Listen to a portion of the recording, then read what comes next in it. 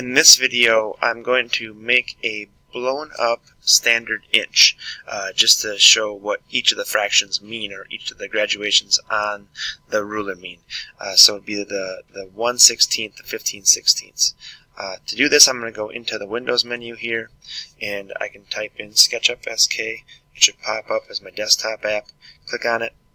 From there, it's going to take you to this place where it says Choose Template. If it doesn't do this, I will instruct the class on how to get to this window. But choose Template, and we are going to go into Woodworking Inches. Alright, so selecting the template Woodworking Inches, I hit Start using SketchUp. It might take a little while to load. Now, one of the first things I do is I turn on my main toolbar, which is over here. You guys may just have this stuff. I don't think you'll have any of the views either. I can show you how to turn those on too if you want to. But I'm coming in and I'm going to do a View Toolbars, and I'm going to click Large Tool Set. And I think I also have Views selected if you want to be able to change your views easily. There's a bunch of other different default toolboxes. You can select also turn those on and off right there. I'm going to hit Close. Now, if you don't have your camera views on, you can do a Camera Standard Views Top to be looking down directly at our green and red axis here, our Y and our X axis. We have our Z running right at us. The next thing I'm going to do is I'm going to do a camera, and I'm going to do parallel projection just to make sure I don't see my Z. It's not in the perspective view anymore. Now it's parallel projection, so everything should show up running parallel. Now, coming in here, all I'm going to start by doing is making a 1 inch by 1 inch. So 1, 1. Enter. Alright, I just clicked and moved to the right, and I typed in 1, 1. Make sure you don't bump your mouse, or you can click it again and then enter the data afterwards. Don't try to click into the little box over here, because you won't be able to after you get that going. The next thing I'm going to do is I'm going to go into my pencil tool, and I'm going to find the midpoint on this.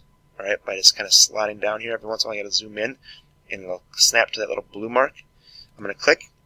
I'm going to slide up my green axis, slide over to the right hand side here, up to where that halfway point is again on the edge, and then I'm going to bring that over, and it should snap right to where it's supposed to be. So it'll read that portion that at the midpoint should be showing up blue, but it's not, and snap to that point.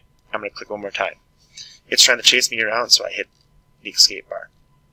The next thing I'm going to do is I'm going to go half again, midpoint, and half on this line. And this should be snapping blue. That one kind of showed it before, but it's not showing up as what it's supposed to look like on my computer. There it was. But click, nope, edit, undo, that's Control Z. So starting over, click, slide over, slide up, then slide over again, it should snap. Notice my cursor's not right over top, but not a big deal. Escape. Click on the midpoint, kind of repeating the process. You notice how it snaps across? It gets a little easier now.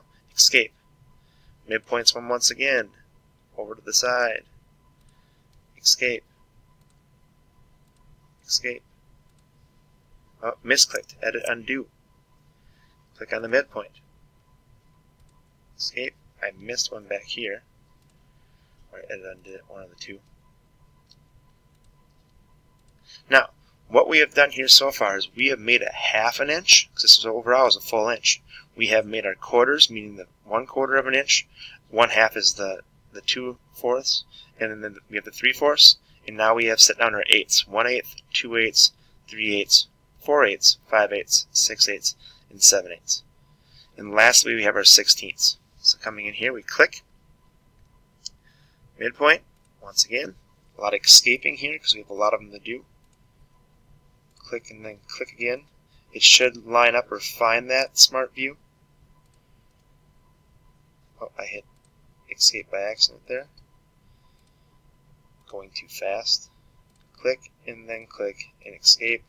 And the last one, 15/16. Now to show my marks, all I'm going to do is I'm going to come to the bottom here.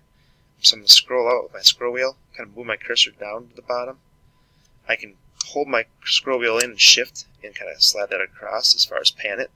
So I'm seeing my piece the way I want to. I want to be in the bottom edge here. I may have snapped mine a little bit out of the right view, so I'm going to go into the top view also. But what I'm going to do next is go into a thing called the Dimension tool. The Dimension tool, we click from point to the new point we made and we pull it down. So we have 1/16. Always start with that first point. Give enough space when you click, and slide down and click one more time so you can see your numbers. And you're going to do all this all the way across.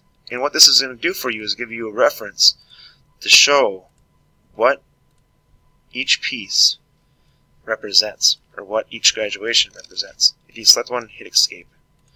Endpoint to endpoint, and then slide it down.